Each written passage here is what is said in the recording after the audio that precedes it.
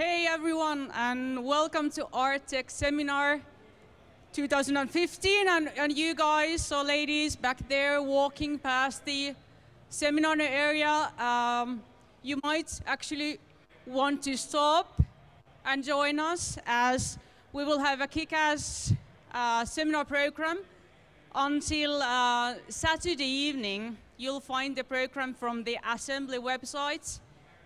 We will be streaming the presentations, and we will also be very happy for you, everyone, to join us and ask questions from the speakers. But I guess without further ado, I'm super happy to start the seminar with very interesting presentation and interesting topic by Elina Arponen. She is one of the founders of Tribe Studios, which was recently acquired by Palringo. And she will talk about the journey through the acquisition process. So I would warmly welcome Elina on stage.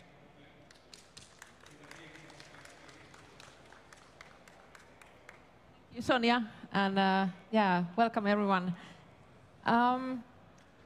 I'm going to talk in kind of three different parts. So first, a bit about the history of what was Tribe Studios and how we ended up being Palringo. And then second part is some of the key learnings or takeaways from that period, which might be also interesting if you ever plan on founding your own game company, for example. And then the last part is a bit about the future, what we are doing now, and why what we do matters. So that's kind of the structure. So Tribe Studios was founded in 2010, and that was like kind of like a 5-year-long journey. So the first part, the kind of factual timeline, I tried to go this one fairly quickly, but I think it helps to understand some of the later points if you know what exactly happened. So we started in Startup Sauna Accelerator in 2010. We were a team of game industry veterans, so we had been doing games a long time before, but we had never run our own company. And that's where Startup Sauna was very helpful, because it gave us a kickstart on how to do actually the startup part of it. And we started to develop a game. We wanted it to be social, where you play with other people, high quality and enjoyable in short intervals. And we came up with the concept of our Velvet Sundown game, which is kind of like a multiplayer story. Luckily, in the beginning, we didn't know how difficult it would be today to do a multiplayer storyline and how complex that gets. But that's what we started to do. And it was only 6 months we had the first playable, and maybe 9 months to a closed beta release. And that's the point where we got our biggest angel funding round as well. Altogether, we had actually 5 different funding rounds.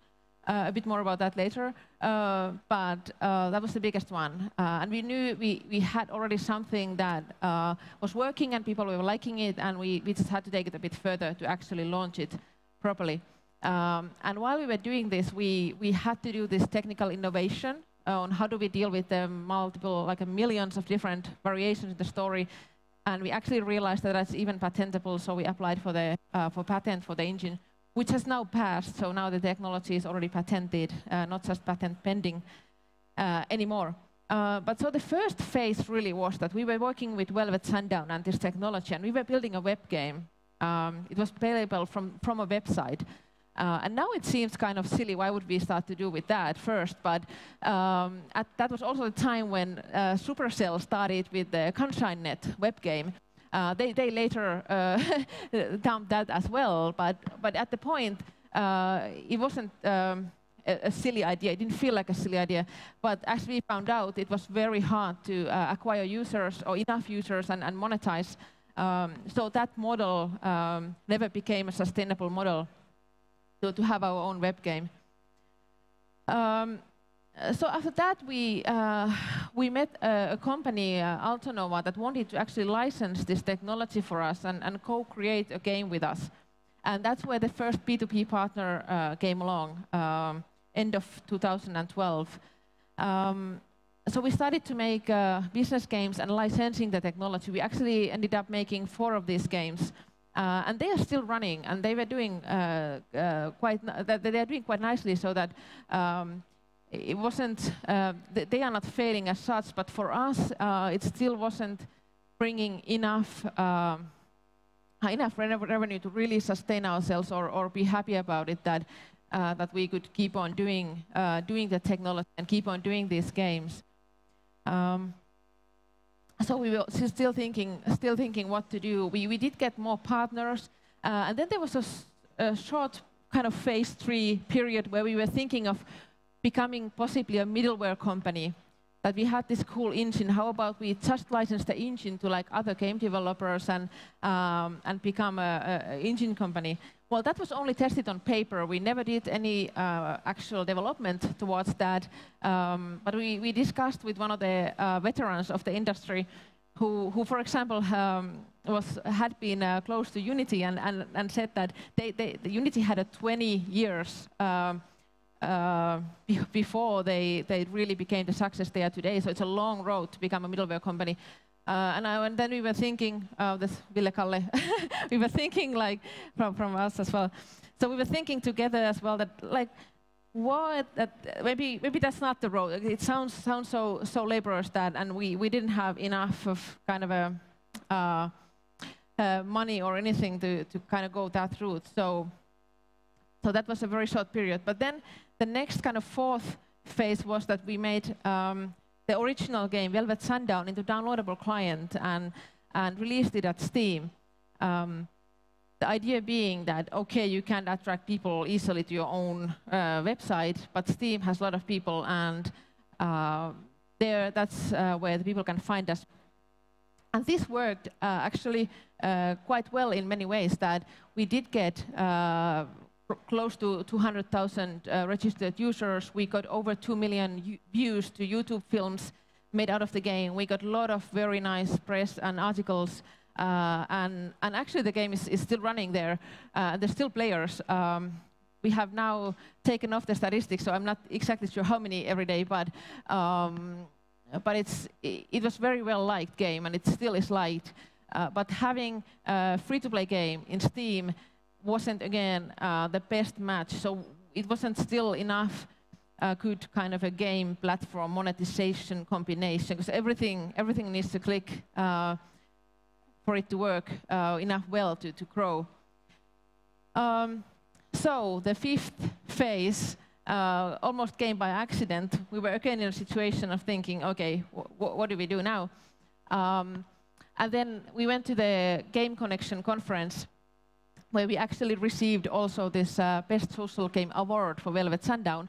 And just after getting the award, we met this guy from some Japanese company who didn't really know what was it, and he wanted to meet with us, and we were like, okay, let's meet. And then he said, like almost casually in the middle of the long conversation, that yeah, like I like your gameplay because that could be something interesting for us in the future. And that was a major chat application company, and that's when I might have actually even missed that, but then it stuck with Ville-Kalle especially, that we need to do that. That's our mobile strategy, that finally we know how to take this thing to mobile.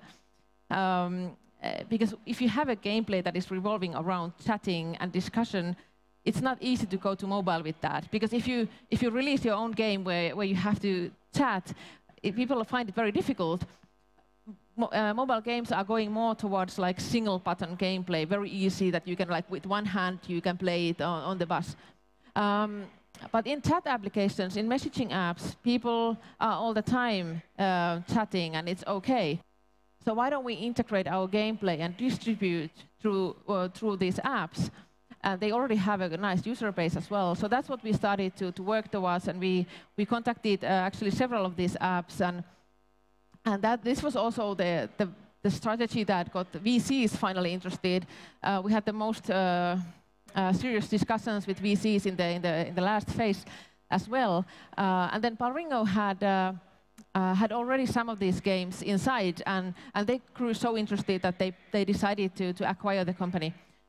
So So that was kind of the the different phases. But what did we learn through all this? Like, what would be something to actually take away to another company? Not going to the specifics. So I think I have 4 of these. So one is culture eats strategy for breakfast. I like quotes. I'm not sure who said this, but it's a good one, and it's very true. We didn't know this. We didn't intentionally design our strategy from the beginning. I mean, we didn't know that we had to do it, but we kind of intuitively went that way. That we started with the team, and we were thinking a lot, like, how do we want to work? Like, it was still a small team, but culture is something that it's very hard to change. After you set up the ways you work, that's what sticks, and it's a lot easier to change your business strategy. And these are some of the inspirations that we used. So Daniel H. Pink has written a book called Motivation, where the theory is that you need autonomy over your own working methods. You need mastery, you need to be able to learn while you are working. And purpose, everything you do needs to have a purpose. So for us as well, if somebody feels like they're working on something meaningless, they should probably just stop and do something else that they feel is better for the overall vision of the company. And ROVE means results-only work environment. So you are not measuring the hours you sit in your chair, but you are measuring the results you get. So basically, you can work from home, you can work any hours, as long as the work gets done. Of course, the Finnish legislation is requiring companies to track everyone's working hours. So there's some implementation issues with that, but otherwise, it feels to a lot of people, it feels very motivating that they have this kind of autonomy and freedom over their working ways. And the last quote here, I like this one as well. The only place greatness comes before hustle is in the dictionary. One of the theories of an ultimate startup founding team is that you need a hacker, you need a designer, and you need a hustler. In game teams, a lot of game companies are founded by just, maybe one person can make a game, or 2 people. There's a coder and there's an artist. But me being the only one who's been 100% only hustling, I like to pinpoint that it actually often helps if you, from the start, also start to think about things like marketing your game, building the community for the game, who is your player base, and kind of should you go to events? What's your different strategies around everything else than making the exact game? Even just running the company kind of stuff, it tends to generate work, which has been very good for us, that there's been someone doing that kind of hustling when the others can concentrate on making the game and don't have to be bothered with some of the other stuff. So that's a good thing to remember from the beginning, that there is also other than code and art in creating a game and a game company. APR, always be racing. It's a joke from ABC, always be closing for salespeople. But this is from Dave McLaurin, and the idea of the quote is that the best time to raise money is when you don't need it. That's when the investors like you most, because you seem so calm and no worries in the world.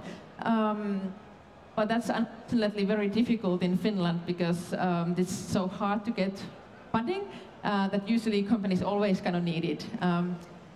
But anyways, this is the typical 4 in Finland where you get money. There are also competitions, prizes, and some grants, but they can be very difficult to apply, especially if you don't have a track record already for your company. They are difficult to get, so this would be easier.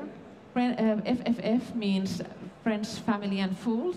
So people who are close to you, who trust you just because you are you. It might be your mom, it might be your dad, or your cousin, or whoever who has some money and can invest into your company. And then there's Tekes. If you get 50,000, you have a possibility to get another 50,000 from Tekes funding, which is very good in Finland. They even have a program for game companies, so very recommended to talk to them. Then there's business angels.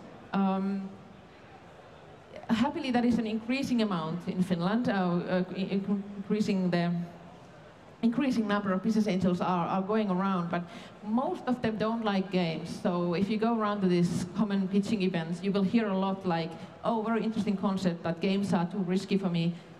So you should really look into people who have been angel investing into games or who know the scene somehow, because they are more likely to do reinvestment in games. And having some of these key angels will also help you to get to the VCs, because they like having local validation that if you have a local angel who they know, and then they trust you as well, a bit easier. And even though lately there has been quite a few companies who've been able to kind of jump like straight to the VC money, if you haven't done a previous exit, or if you don't have one of these very competent angels, it's quite impossible to do that. So you need to be very well set up already to be able to jump any of these. So it's much more common to go with the closer money first, and then once you have a game that already works, then all the VCs would love you. And what goes to funding anyways, the key question is, what is your personal run rate? Because the salaries are, of course, the biggest expense. So if you don't have to pay salaries for yourself or your team, there you go. Maybe you don't even need the money. So how long can you live without a steady salary is how long you can already build the game without any funding.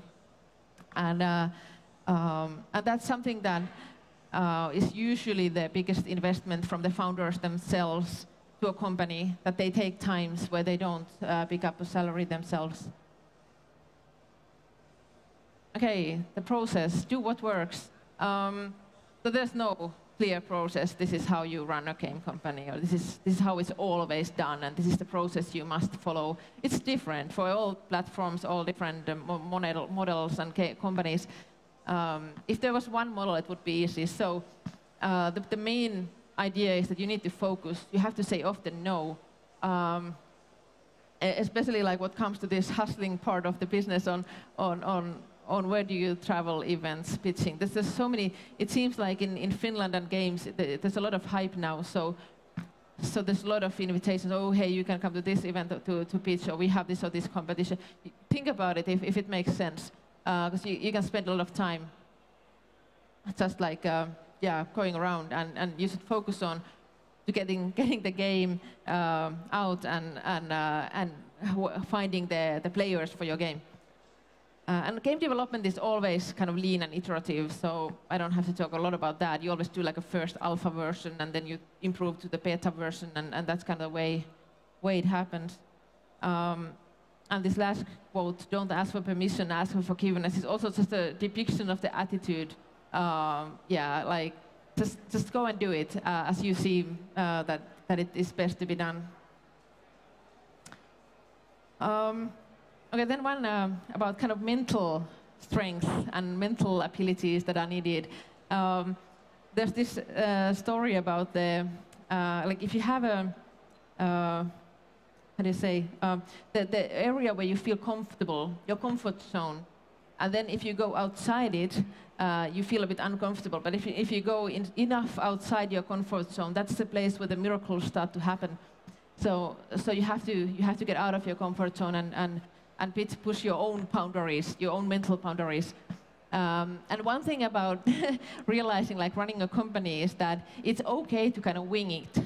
Like, you know, I don't know exactly if I should be doing this, but let's do it. Let's go with this. It feels good, because that's that's the way, you know, kind of everyone's doing it. Because there are no set rules, you have to be a little bit winging it and then like thinking like, okay, yeah, let's go that way.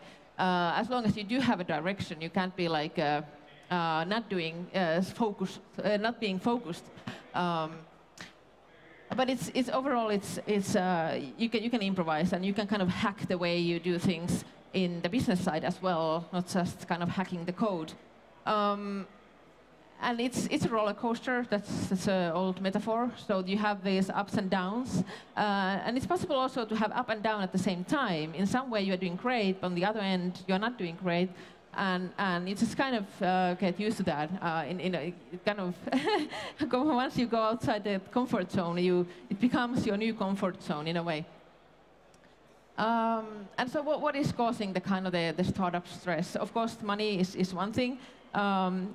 Sometimes it's hard to think of your company's 6-month strategy if you know that you only have 2 months in the bank. But you just kind of shut it down that okay, I don't think about that issue now. Let's think about what do we do, and then I worry about the money some other day. And that's kind of funnily, but it can work. But of course, it helps if you have more funding at a time. But then of course, money also.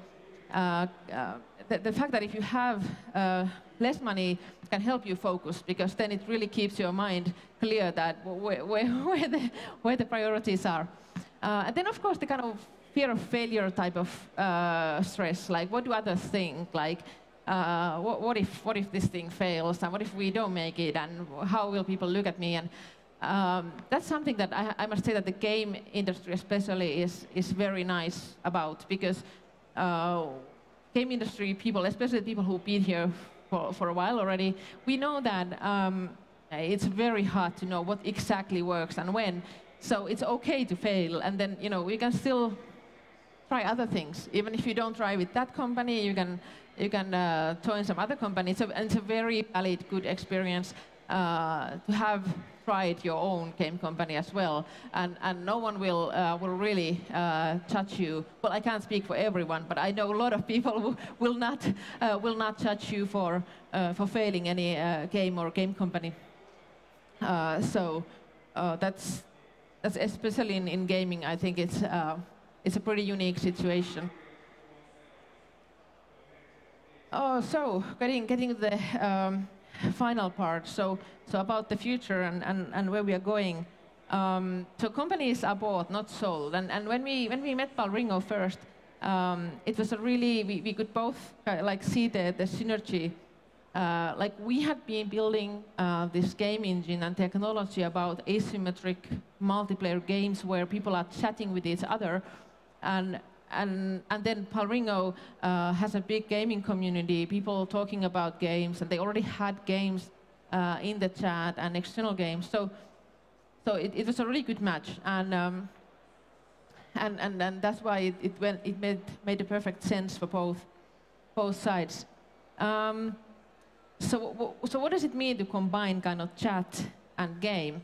So there's different ways to do it. One way is, of course, that you often have chat inside a game. And that can be a very beneficial feature for a game, because it kind of adds this user-generated content, which adds to the replay value of the game. And then also it allows this human-to-human connection and forming of communities, which again increases the retention, because people come back for the people also, not just for the game. So it's a very valid feature to have for a lot of games, and a lot of multiplayer games obviously do have that.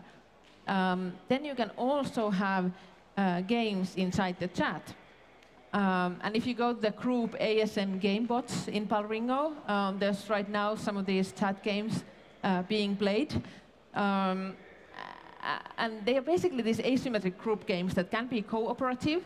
They can be player versus player, or they can be a group versus group games. A lot of kind of board game mechanics apply here. That there's the game that sets some rules, but then the people are playing with each other or against each other. And this is kind of the area where we are working now. So the Palringo team in Helsinki, we are going to build more of these games inside the chat, and you're going to see some very, very, very nice games there once we get them all out. And then, of course, chat and game combine in the way that you can chat about games. So Palringo already has a lot of game communities that are discussing about certain games, setting up raids and game events and such, agreeing it in the chat. And there's groups available. Of course, you can also create your own. And a way to advertise your group, if you want to advertise, for example, in our channels, is to have your group name in these parentheses, and it'll become a link in the app, your group. So we are very happy if you want to advertise your groups in the Assembly channel. You are welcome to do that. There is also the official Assembly channel where you are very welcome to join the discussion. And yeah, thank you. Any questions about anything, I'm happy to take. If there's questions about the tribe, the acquisition, or the stuff we are doing now, everything is quite welcome. And one more thing, we have a stand there, so if you want to ask anything about using Palringo or how it works, issues, you can come there, and you can find me at Palringo with the email address. Perfect. Thank you, Elina. Thank you. Yeah, let's do the clapping first. And let's do the questions second. So, hi, Elina. Hi. What was the hardest time for you as an entrepreneur, and how did you solve it? Oh, the hardest time as an entrepreneur. How did I solve it? Yeah, I think personally the last year was hardest because we went quite a while without salaries. So I was personally like, we always set these deadlines for ourselves, like things have to get better by this, or we will pull the plug and basically stop doing this company. But then once we reached the deadline, there was always something so momentous happening right now that it was like, well, we can't stop now. This would be really stupid to stop now. And then we just went on. So I think it's mainly been just like the willpower. That, you know, what's just not stopping was the key. But yeah, I think it's like you need to find like what is the you need to have the key components together, and how do you find that? It's just trying and trying. Anyone else? Questions? Yes. Hi. How do you see the future of the gaming industry and your company? Well, thinking about few years future, what are the future gaming platforms? Now we are speaking about mobile games and so on. How do you see? Yeah. So how do I see the future of different gaming platforms? Well, I do think that messaging apps as a platform is still on the rise. It's definitely not reached its full potential as a gaming platform, especially. And that's something that a lot of people are using as their first and only app in mobile. It's almost becoming like the operating system for mobile, some of the messaging apps that are there. So I think that is still growing. It's a lot harder to say of the other new things like I'm sure VR will get someplace, but will it be mainstream or will it stay kind of a niche? It's yet to be seen, definitely. Yeah, I do think it will be still mobile phones and tablets for quite a while now, being the main platform for growth. Yeah. I guess I can ask a question, yeah. Because I very much like the timeline view, how your company actually have, or how your ideas have like moved from one idea to another, or different products to another. So, and that these I think would be or could be very valuable to anyone who is actually planning on starting their first company. So maybe you could tell something about your sort of initial goal or initial vision when you started the company, and how far are you from the initial vision? So yeah. So of course, the initial vision always is world domination, nothing less. so working towards that. So we set up the company always to be kind of a growth company. So to be a startup, which includes getting external funding, which includes the likelihood of an exit or acquisition. So of course, the other way to do a game company is to do like a lifestyle company, where your goal is to employ yourself, maybe employ somebody else as well, but basically just keep doing games. And there's nothing wrong with that goal. It's just something that you should probably decide early on. If you just want to have a livelihood and make games, you can have different strategies for that. Or then if you want to have a growth company, then you go to this funding and acquisitions route. And for the world domination, I do think we're still now working with that now just together with Palringo. Palringo offered us a magnificent place to be with a bigger audience that we can have for our games instantly. So. I was actually thinking of the sort of gameplay-wise. Oh, okay. As you had more design, yeah, you had the idea of 45 minutes like games, which is, I think it's somewhere there when you think of the chat games as well. It's not like 45 minutes, but I think a lot of the key things from the beginning are still there.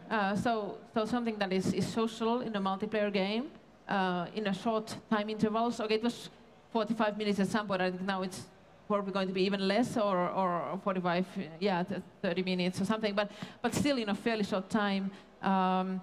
And the third aspect was kind of having these immersive graphics. I think that's the one where we've now changed most, going to the more of the mobile graphics that fit more to the mobile and the chat.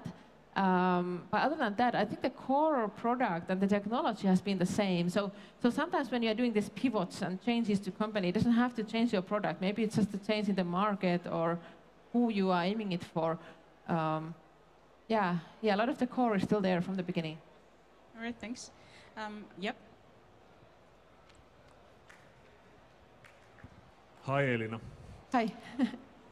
About the financing and getting investors, you had this 3F group. Where do you find the fools? Because I know there are few are far between. Where do you find them and how do they have any money? A good question. So, I guess if we talk about the FFF, those are people you normally already know. So basically, it should be like a friend of a friend who's fool enough to to come along with the friend. But also when it comes to meeting like business angels who are willing to invest, it's a bit difficult. You basically you have to find people who know them. And how do you find people who know them? It's good to go around all these startup events that are organized. The tricky part is that the people with the actual money are not always at the events, but their friends are there. so you can still get connections. It's like these quest lines that you meet somebody who can introduce you to somebody, and then that introduces you to somebody, and maybe at the third point of the quest you find the money.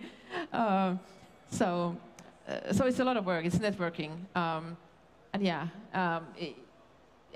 But once you've been doing that for a while, you actually start to get reference to the same people a lot.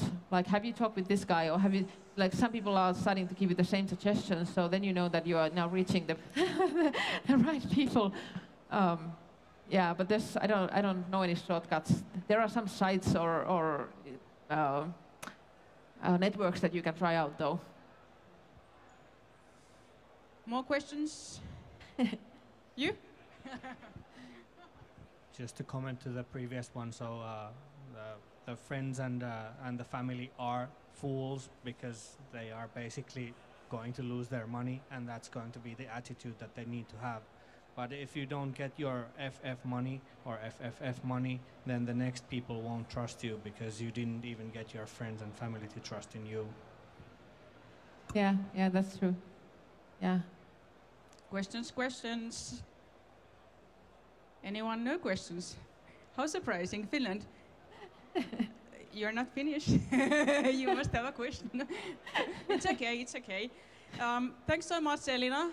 It was a very great start of the seminar, and the nicest thing is that we started with someone who is actually closing the one circle, and the next presentation will be by someone who is just in the beginning of his first circle, so that's an awesome start. Thank you so much. Okay. Clapping, Thank you. clapping. Thank you.